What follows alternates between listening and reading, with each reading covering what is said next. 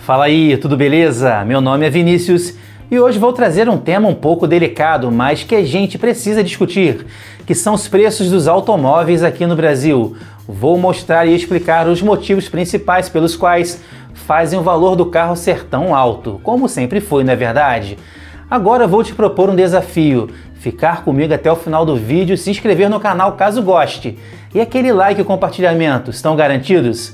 Então vamos embora para o vídeo.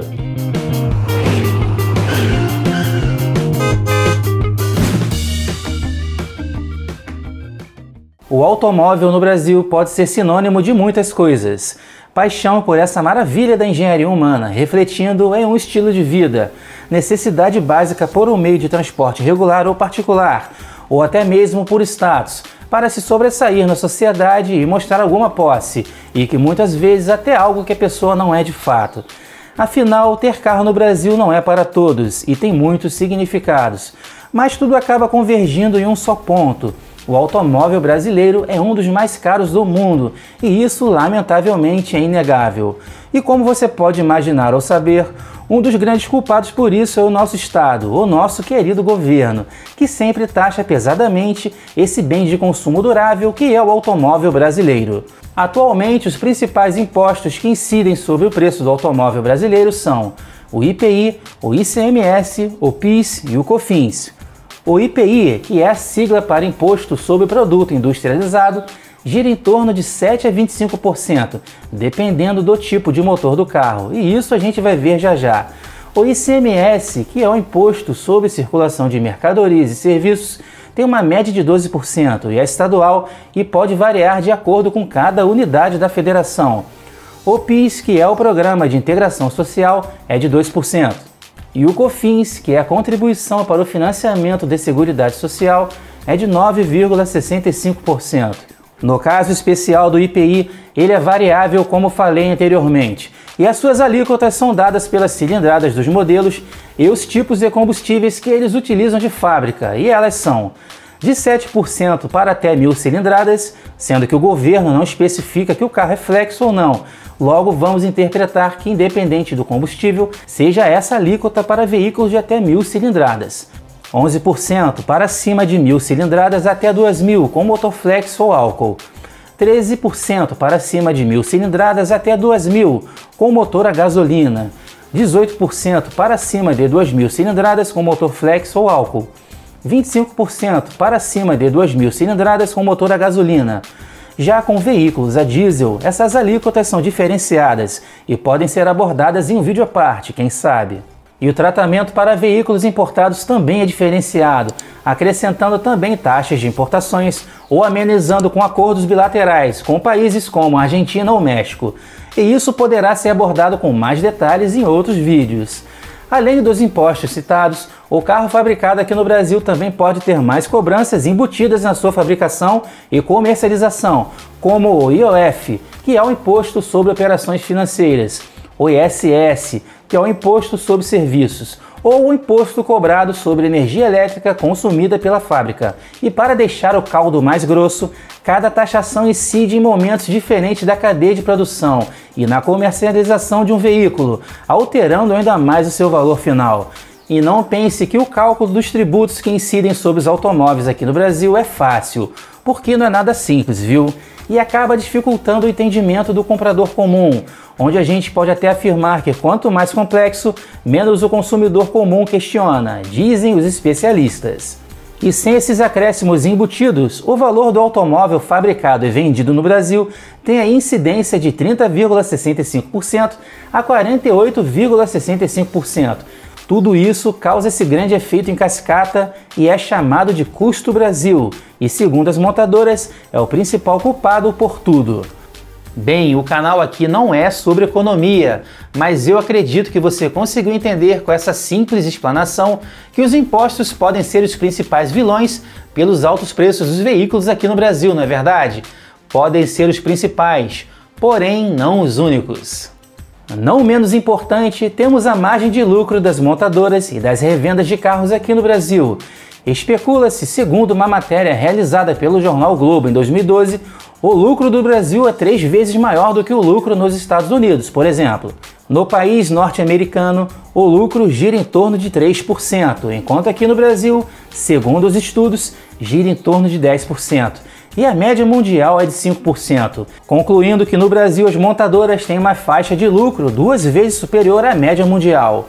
Além do lucro da montadora, está também embutido o lucro das concessionárias, que pode ser ainda maior em relação ao dos fabricantes. Mas condenar as montadoras e concessionárias pode parecer algo bem conveniente, porém é bem nítido que elas agem como se fossem um cartel. Por exemplo, uma diminui o preço dos carros e as outras fazem a mesma coisa. Quando eles aumentam os valores, as outras também fazem, tirando aí a concorrência e a gente acaba não tendo opção. E isso a grande mídia não fala. Então vou deixar esse pensamento no ar para você discutir aí embaixo nos comentários. Mas antes de condenar essas atitudes suspeitas das montadoras aqui no Brasil, elas também alegam que a culpa é do sistema trabalhista, indicando que fabricar e produzir no Brasil pode custar mais caro do que eu falei até agora. O custo sobre o trabalhador. As montadoras alegam que quanto mais direitos trabalhistas devem ser pagos, menos gente pode ser contratada devido a um valor mais alto da mão de obra. E você, concorda com essa linha de pensamento? Ou é mais uma desculpa esfarrapada para justificar a alta margem de lucro? Fica então aí outra mensagem no ar para você discutir lá embaixo nos comentários. E voltando para o governo, mais uma culpa atribuída ao Estado, o lobby ou lobismo. Para quem não sabe, a grosso modo, o lobby é uma espécie de compra de acordos entre os parlamentares e as grandes empresas, onde os políticos vendem as suas propostas de acordo com os interesses das grandes empresas, como as montadoras, por exemplo. Por que não fomentar então o transporte público de qualidade? Isso poderia causar uma considerável queda no consumo e venda de carros no Brasil, talvez. Imagine o Brasil com uma imensa e extensa malha ferroviária, de norte a sul e de leste a oeste, priorizando as ferrovias ao invés das rodovias. Provavelmente faria cair o consumo de autopeças e pneus, o consumo de combustíveis e também menos rodovias seriam construídas e mantidas com verbas públicas, licitações milionárias e esquemas mais obscuros. Isso aqui é Brasil, meu amigo e minha amiga. E sim, eu acredito que o lobby é um dos fatores que também contribuem para o preço do carro ser tão alto aqui no Brasil. E não menos importante, a cultura do consumismo exacerbado por automóveis novos no Brasil. Nada contra, porque afinal somos uma nação teoricamente democrática e cada um faz o que bem entende com seu dinheiro.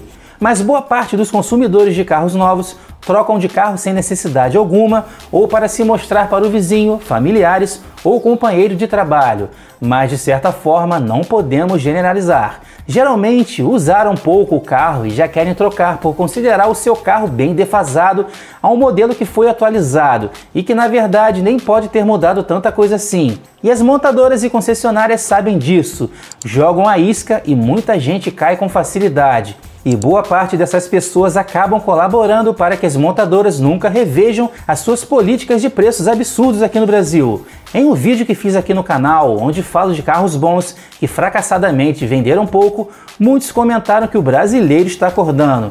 Mas com todo respeito a essas pessoas, eu discordo, viu? O brasileiro está cada vez mais se endividando e muitas das vezes não tem nem condições de cumprir com as suas dívidas.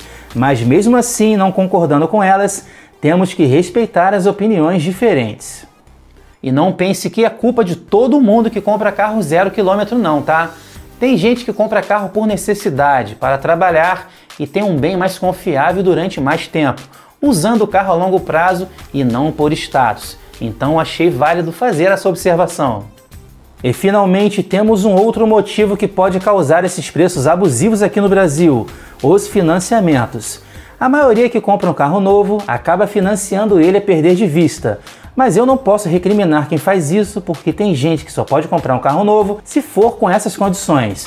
Mas infelizmente o que parece importar apenas é a parcela caber no salário mensal e não se importam muito com os juros e o valor que ele vai pagar lá na frente, no final do financiamento. E as montadoras que têm parcerias com grandes bancos ou até mesmo possuindo bancos próprios acabam oferecendo taxas de juros menores para atrair o consumidor e comprar o sonhado carro zero.